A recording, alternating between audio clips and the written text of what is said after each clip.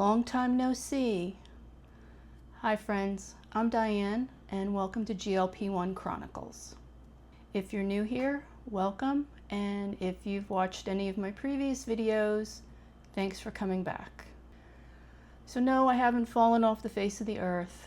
I've just had a lot of things going on and I haven't been motivated to actually film. I did film some stuff, but I wasn't motivated to edit it. So that's why you really haven't seen much from me lately.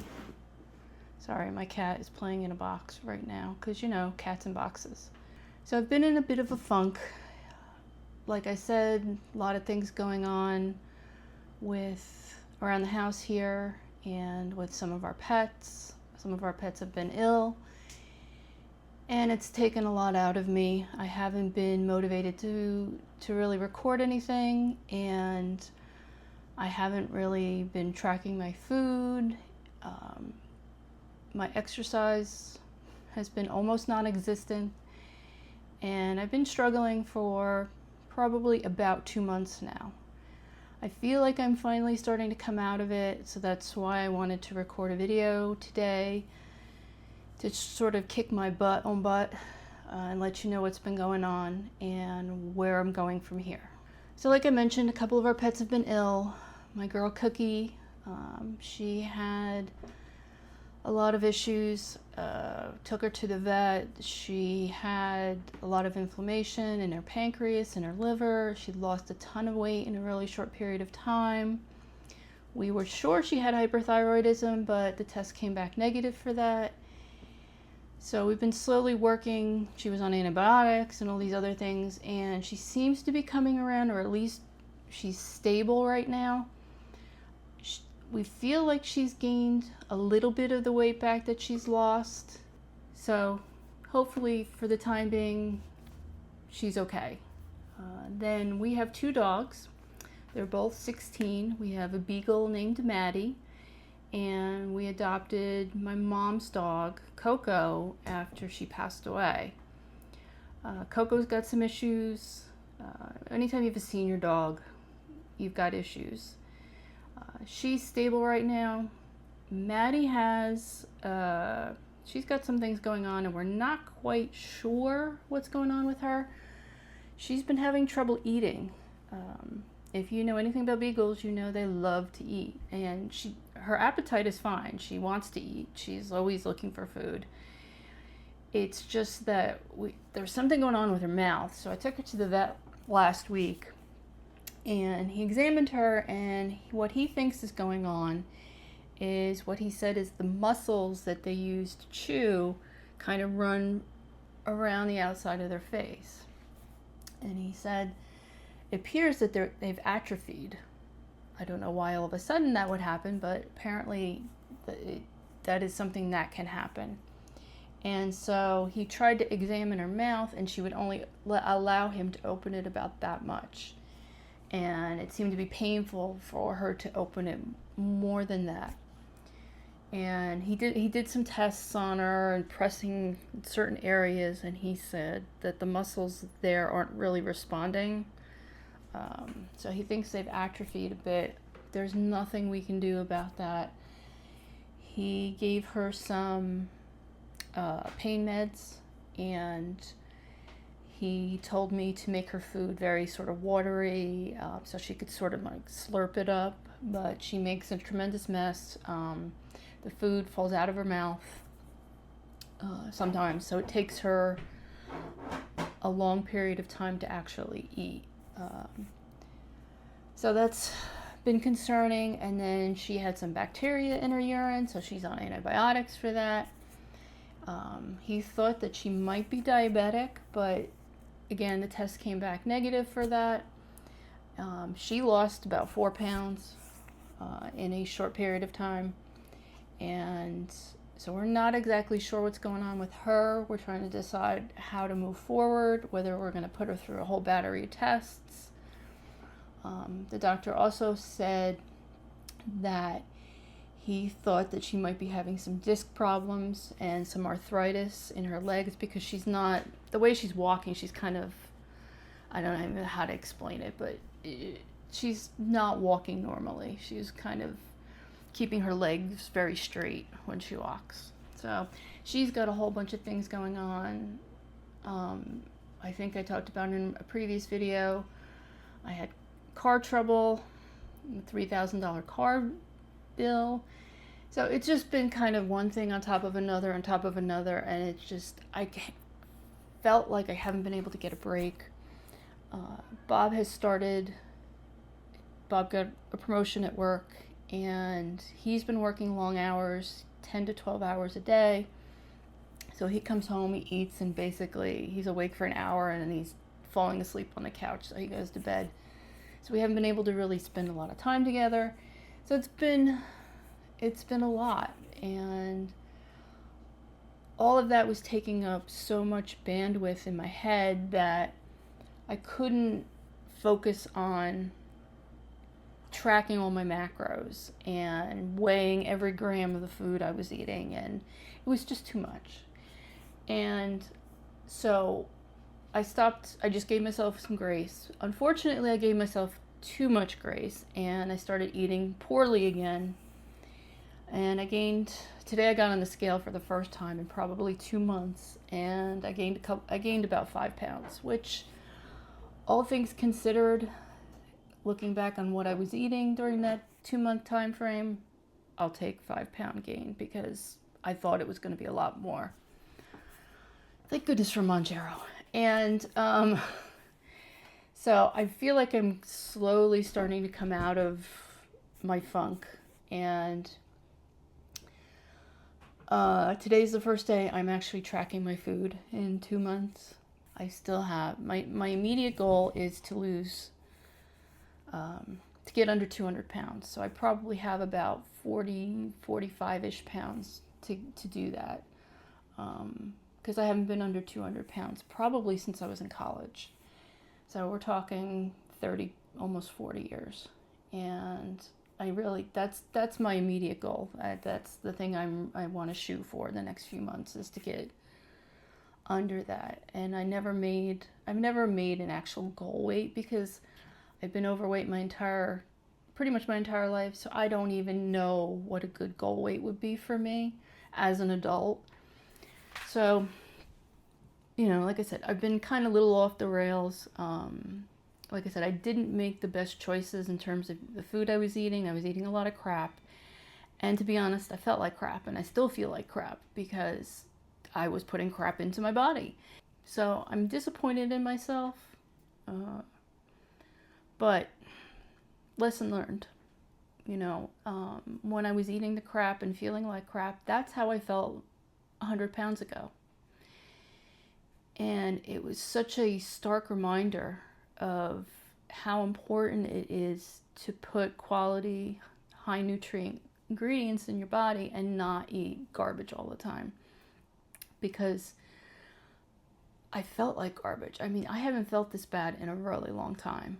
And consequently, and I haven't eaten this poorly in a really long time. So there's definitely, at least for me, a correlation between what I eat and how I feel.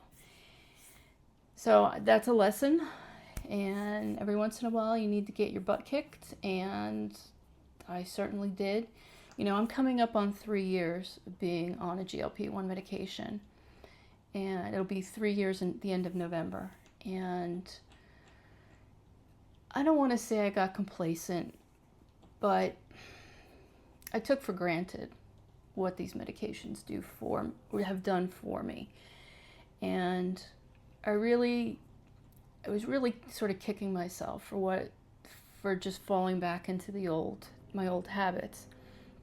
And I was starting, mentally thinking I'm a failure, because I've fallen back into some bad habits. And I'm like, you know what? I'm not a failure. I've lost over 100 pounds, and I've been able to maintain that for almost 3 years, a significant weight loss for almost 3 years. So I'm not a failure. And I just have to refocus and get back to the basics. And I think part of the problem is I was trying to do too much. I was trying to make, I watch all these YouTube videos from other creators, people who are on Weight Watchers and who are on GLP-1s, and they're making these beautiful meals. And I'm not a cook. I don't like to cook. I don't enjoy it. I try to meal prep, and I make this stuff, and then I don't want to eat it. And, I don't want to waste food. And I found that's what I was doing. So I felt like I was overcomplicating everything. And like I said, I didn't have the mental bandwidth to deal with that. And I really need to just pare everything down, make it simple for me, because I just don't have, my mom was a great cook. She could just throw stuff together, and she always had great ideas. And unfortunately, I didn't inherit that from her. I'm not a great cook. I don't like to cook.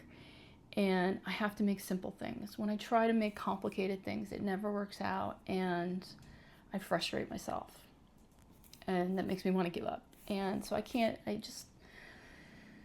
I've got to simplify my life. I've got to simplify my journey. And so that's what I'm starting to do. That's what I'm going to start doing from now on. I ordered a smart scale that I'm still waiting for, and so I'm curious to see what that tells me. I'm probably not going to like what it tells me, but I'm curious. I've never had a DEXA scan, so and I don't see my primary again till February. And she's actually my primary physician is actually out on medical leave, so I can't even go see her right now if I wanted to. But I'm probably going to talk to her about doing something like that next year. Speaking of medical tests, I do have one coming up this coming week.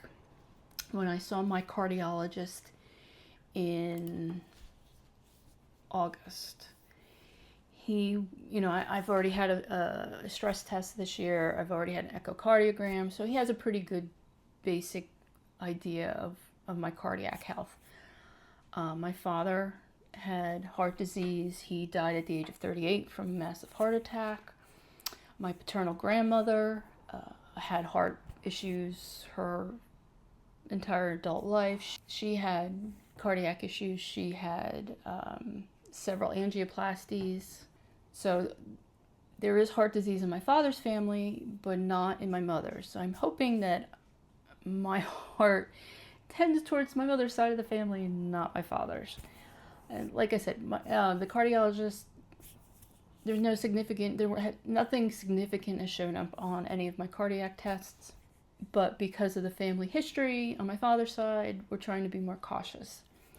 So he is sending me for a calcium score. And if you don't know what that is, I have my computer right here, and I brought up some information about it. And it's a non-invasive medical test that measures the amount of calcium deposits in the coronary arteries.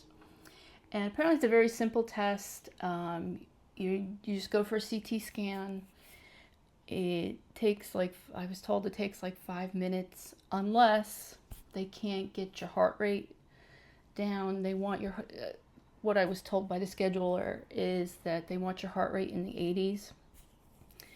And if your heart rate doesn't stay within the 80s, they actually give you a medication to keep it in the 80s. She said if that happens, you have to be there for an hour. I guess you have to wait till the medication wears off before they let you go. I don't think I'm going to have that problem because my resting heart rate is pretty steady in the 50s. I take a medication. I take a statin to keep it lower. That's just one of the things my cardiologist has done. So, so it's like a 5-minute test. It's not covered by most insurance. I have to pay, I think I was told $150 for a 5-minute test. Thank you, American Healthcare. Anyway, this calcium score, basically they use that as some way to assess your risk of heart disease within the next 10 years. And they give you a score. and the score goes from 0 to 400. And the higher your score, the more of a chance for having a heart-related incident, as my cardiologist put it, I'm assuming heart attack, within the next 10 years. And a score of 0 to 10 is low risk. The score of 11 to 100 is an intermediate risk. 101 to 400 is high risk, and anything over 400 is very high risk. So I'm hoping I'm under, 0 to 100, He said that if my risk or my score is a little higher, he might put me on a baby aspirin, because I haven't been on that yet. But we'll see. I have that next week. I'll let you know how that turns out. And then also this month, it's the OBGYN, the mammogram, all the happy stuff, all the fun stuff that every woman looks so forward to every year. But other than that, that should be the end of my medical stuff, hopefully, for the rest of this year. I did also go to my dermatologist last month. I can't remember if I shared this because, like I said, I filmed a bunch of stuff and then I just didn't edit it, so I'm not sure what I've told you and what I haven't, but I was having a problem with a rash in my lower pooch area. I've always had, I've had that pooch for a long time. And since I've lost over 100 pounds, it's sagging a little bit, and so I'm getting, the skin is irritated, and so I was getting a rash. So I went to her and she gave me a cream to use for any like real bad flare-ups. So I used that for about a week. It's got steroids in it, and I think it's called nystatin, I don't remember. Anyway, I used that for about a week and that seemed to clear it up. She also gave me a powder to use in between. She said you can just use in between when you're not having any issues, or if you're having a minor issue, you can just use an over-the-counter antifungal. So that seems to have, resolved the issue for the time being. My cat's today. That's Pebbles. She's complaining because nobody's paying attention to her. Resolved that issue. She should be quiet now, hopefully. So that's what's been going on in my world. So on top of not tracking my food and everything else, I wasn't really working out. I think I've mentioned before, we play pickleball once a week. We didn't play for a couple of weeks because one of my friends had gotten pretty sick and she was struggling to get over her illness, and she finally seems to have turned the corner, and so we played the past couple of weeks. And let me tell you, what that does for my mental health, just to get out. We've been playing outside. We're trying to take advantage of the weather while it's still halfway decent before it gets too cold. Just to be outside, running around, hanging out with my friends. It does so much. I even said to Bob, I said, when we weren't playing, I said how much I missed it.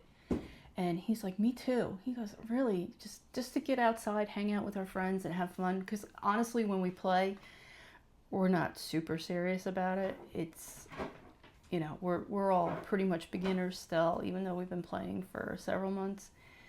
And we laugh and, we bust each other's chops and, compliment each other when there's a good shot. So just that does so much for my mental health. And because I wasn't really working out much during my funk, when I didn't play pickleball, it really, really got to me.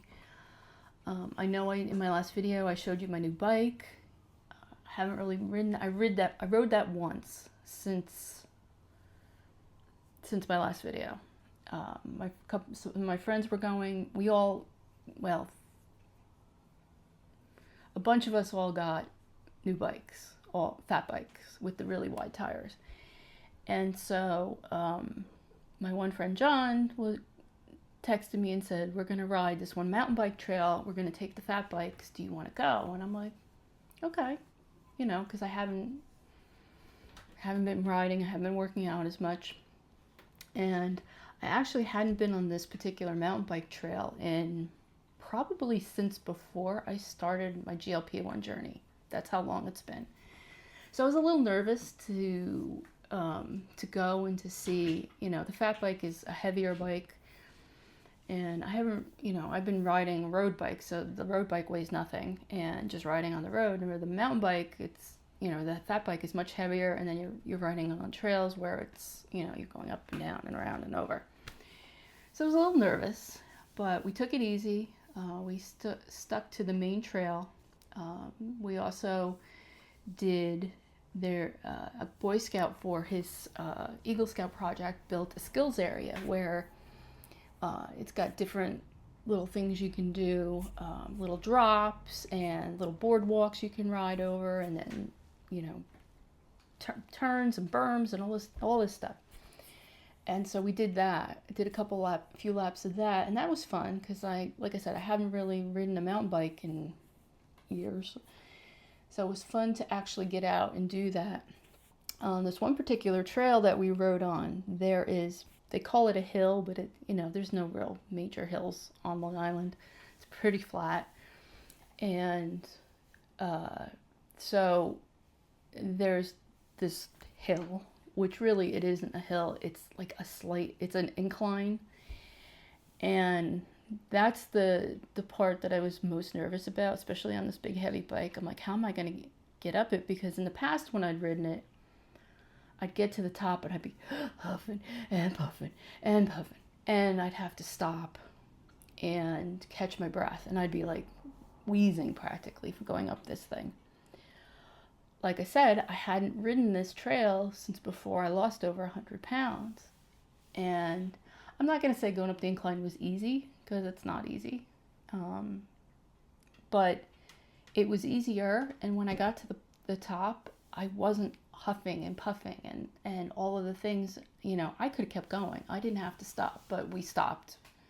It's a natural place to stop on this trail, and we were stopping throughout the trail just to, you know, catch our breath or whatever. And I was surprised at how, I can't say easy it was, but it wasn't as difficult as it had been in the past. And it's totally because I lost 100 pounds. And so I'm kind of excited to go back and ride it again, which is unusual for me because I always dreaded that part of the trail. And like I said, we stuck to the main trail. The whole area has a lot of offshoots where you go out and you do a section and come back to the main trail. And we didn't do any of that. We just kind of stuck on the main trail. And the main trail itself is like 5 miles. It's not terribly long. But if you do all of the side trails and stuff, it's like 20 miles. And the side trails are all varying intensities and difficulties. And I've never ridden all of them, but I've ridden probably about half of them. So now I want to go back and try some of these other offshoots that we didn't ride the other day. So I don't know, maybe this weekend I'll go and do that. And so that was kind of an NSV for me, despite all of the other stuff going on, all the negative stuff I was dealing with at the time. I felt like that was an NSV for me because I was able to do this trail and I wasn't wiped out afterwards. And you know, the skills came back, which I was surprised because, like I said, I haven't ridden a mountain bike in years, and I guess the muscle memory was still there, which is exciting. So I might try to get some more rides. There's another trail that closes the end of October, and thinking about maybe trying that one before. That one's a lot hard. That one's a lot longer and a lot harder than the one I rode last weekend. So we'll see what happens. And yeah, it's nice to get an NSV when you're not at your best. So I think I'm going to wrap up this video here. I've blathered on far too long. Thanks if you've made it this far in the video, thanks for sticking it out, for all of my updates and all of the craziness that's been going on. I'd really appreciate it if you'd give this video a thumbs up, and if you haven't already subscribed, consider subscribing. I'm hoping to go back to doing my weekly videos now that I seem to be coming through the darkness. You know, it's been a rough couple of months, but I'm hoping that things are going to get better now that I seem to have a handle on what's going on. I really appreciate you watching my video, and I hope you have a great day. I hope you have a great week, and I'll see you next time. Take care. Give